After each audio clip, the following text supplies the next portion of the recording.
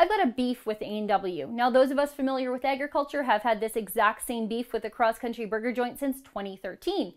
When they first decided they were going to start using beef that is raised without the use of hormones and antibiotic-free. Now, that meant the company would be sourcing much of their beef needs from outside of the country. Their website says they source beef in the US, Canada, New Zealand, and Australia. Just watch this commercial from A&W to understand what I'm talking about. They have this strange campaign built on a combination of pseudoscience feel-goodery and fear. At A&W, all our beef is raised without any added hormones or steroids, and we're pretty excited about that. But let's find out what you think. Could I interrupt you for a second? Take a bite of that and tell me what you think. How's the beef? Good. Delicious. That beef is raised without any added hormones or steroids. Big check mark in my books. Is that important to you? Absolutely. Why? Because I want to know what I'm eating. Did you know that A&W was doing this? No. You're onto something here. What do you think of the beef? Come see for yourself at A&W. Now, even though A&W insists their customers are demanding this sort of beef, I'm not at all convinced. I think customers who don't know better might think this better beef is magical and healthier. I truly think once people get the facts, instead of the fear and the lies, that they'll vote with their wallets against A&W's slander of Canadian farmers, just like people did when they boycotted Earl's. So let me educate the everyday burger consumer. I just have to debunk this nonsense. This sort of fear-mongering about the world's best farmers really gets under my skin. First off, let's talk about the hormone implants. Beef with a slow-released hormone implant contains 7 times less estrogen in a single serving than a can of beer. You would actually have to eat 93 full cows each and every day to come up with the amount of estrogen a healthy woman produces each and every day. It's just fear-mongering. A&W makes it out like Canadian beef is soaked in hormones, when a serving of cabbage contains 1,000 times more estrogen than a single serving of beef. In fact, the bun A&W serves its magic meat on has 20,000 times more estrogen in it than a regular burger. But I'll play devil's advocate if just for a second.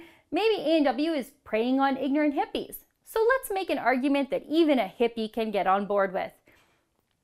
Because of these tiny hormone implants, producing a kilogram of live beef requires 29% fewer cattle, 24% less land, and created 14% less greenhouse gases.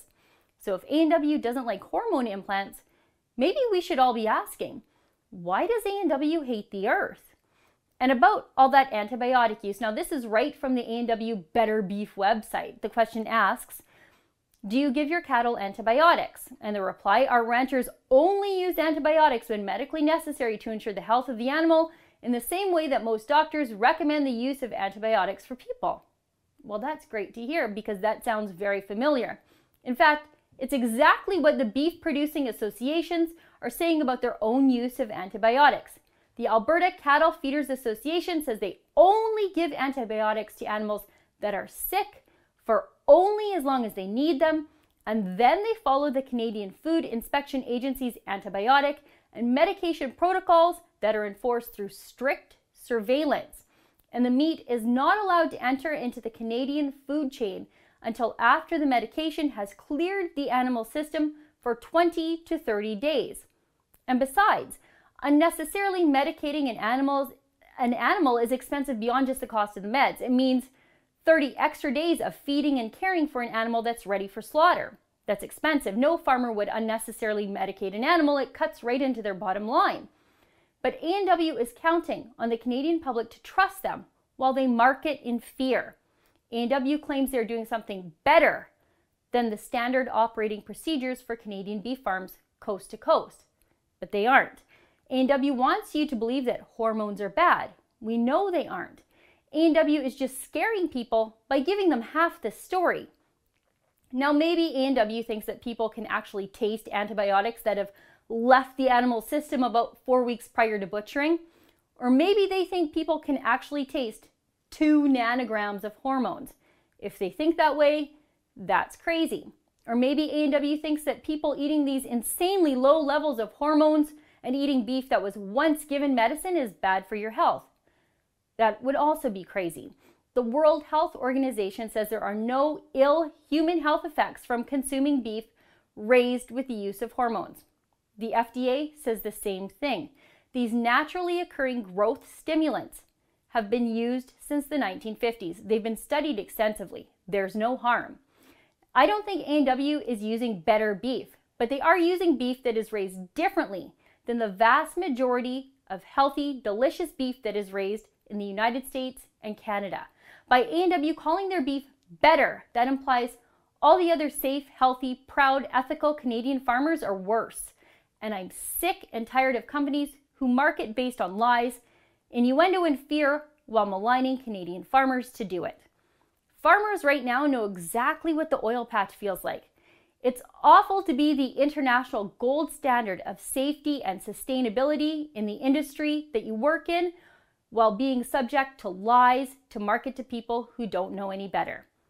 I'm voting for Canadian beef with my wallet. I'm supporting ethical, hardworking, sustainable Canadian farmers, and I hope you do too. A&W's beef isn't better, it's just different. And Canadian farmers who don't follow A&W's pseudoscience demands are not worse. They're sustainable and healthy.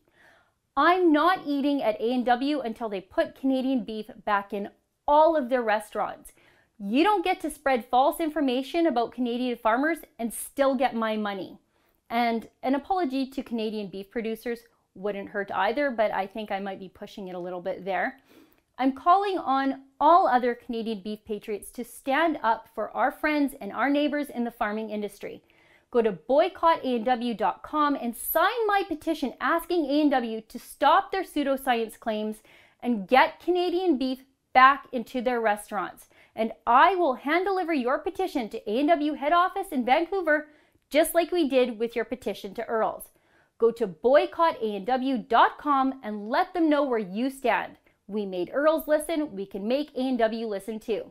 We want our teen burgers with Canadian beef and no moral preening, please. For the Rebel.media, I'm Sheila Gunn-Reid. Thanks for watching. Click here to never miss a Rebel update. Want even more of the Rebel? Well, click here to become a premium member.